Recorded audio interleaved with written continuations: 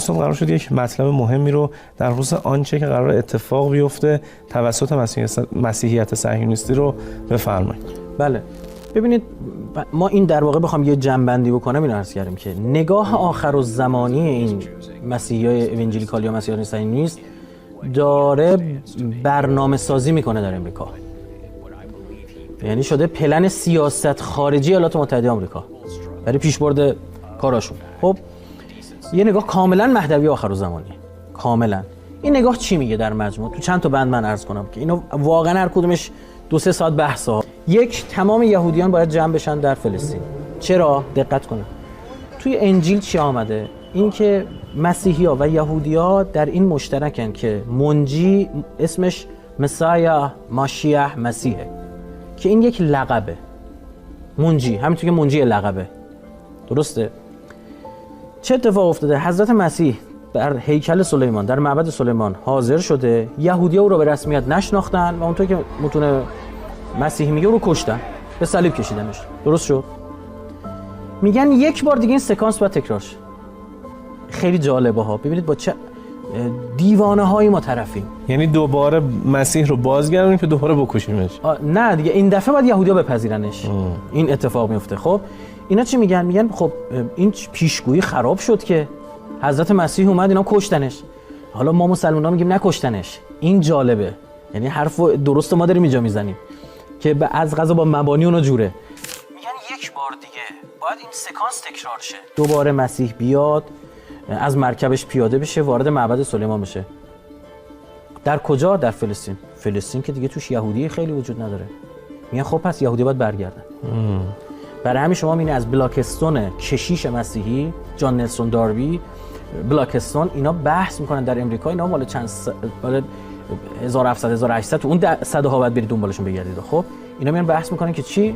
که آقا یهودیان باید برگردن به اورشلیم. یه کسی مثل تئودور هرتزل، پدر صهیونیسم در واقع نوین، زمانی که انگلیسی‌ها بهش پیشنهاد میدن که به جای اینکه بلند شید برید مثلا فلسطین، بیاد برید صحرای عریش، میپذیره. بلاکستون نامه مینویسه به تئودور هرتزل، اواخر دیگه بلاکستون بوده، یه تورات بهش هدیه میده، بخشایش زیرش خط کشیده و هایلایت کرده بوده. میگه تو فکر کنم درست حسابی تورات هم نخوندی ها، که شما فقط باید به فلسطین برگردید. یهودیت صهیونیستی هم این اعتقادو داره. حالا یه همراه پیدا کرده به اسم مسیحیت صهیونیستی که داره این کارو براش، این جریان قالب جمعیتی هم پیدا. احسن. چون یهودی که خودشون جمعیتی ندارن، اما اینجا مسیحیای امریکایی اومدن پاکارشون وایسادن و اینا تصمیم گرفتن بیا فلسطین.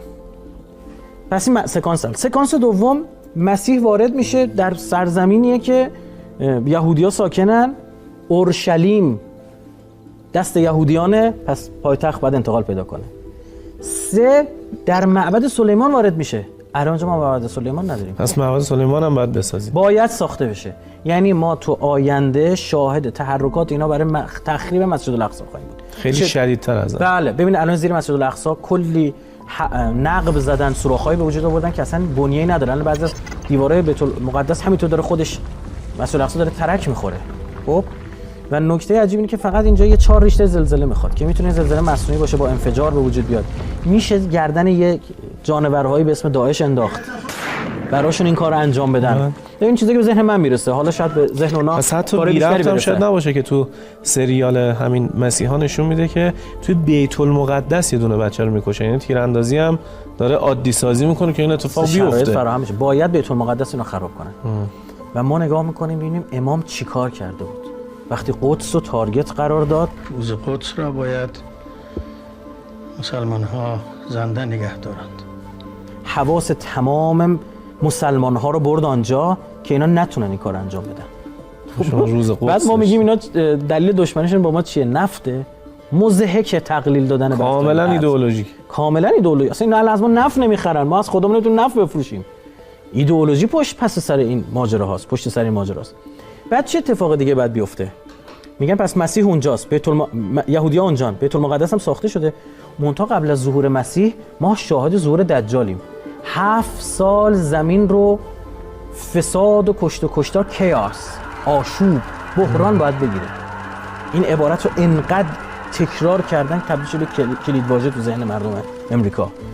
این 7 سال سرها بریده خواهد شد که شما می‌بینید دقیقاً داعش خلق میکنن با پرچم‌های سیاه تو یک نگاه آخرالزمانی برگرفته از القاعده‌ای که در افغانستان ساخته شده، خراسان گروه.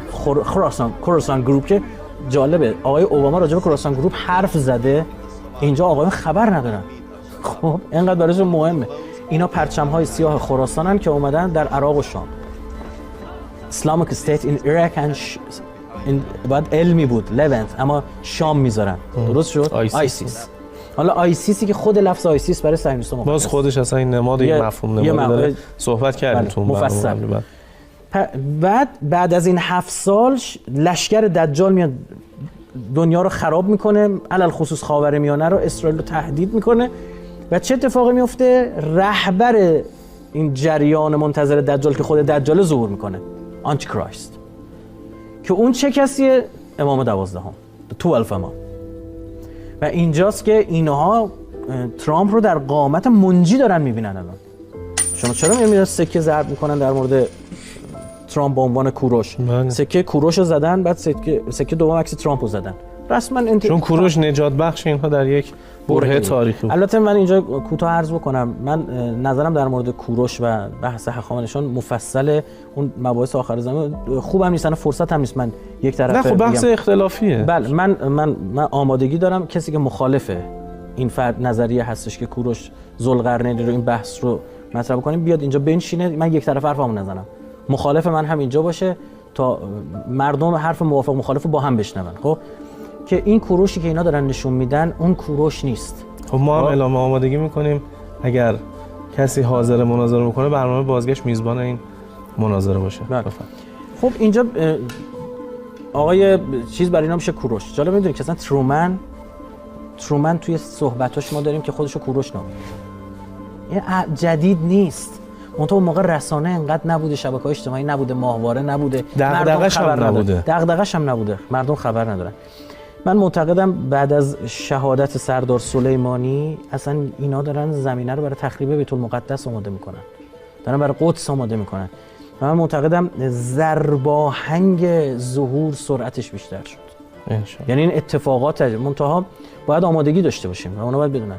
اونا هم خوب میدونن که اون نیرویی که مقابلشون ایستاده و اون قدرت درجه 1 در منطقه محور مقاومت به این سادگی ها اجازه نخواهد داد. داعش اومده بود که بماند حالا و ما جمعش کردیم.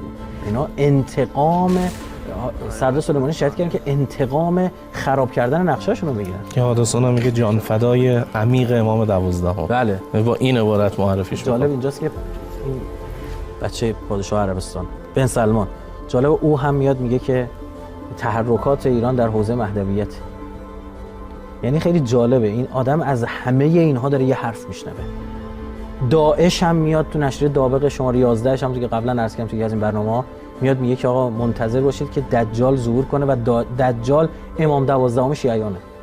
این همه اشتراک از صهیونیسم یهودی گرفته تا صهیونیسم مسیحی. این طرف هم خوبه همین وهابی و تکفیر صهیونیسم اسلامی اسم بذاریم براشون، چون واقعا در خدمت اسرائیلن.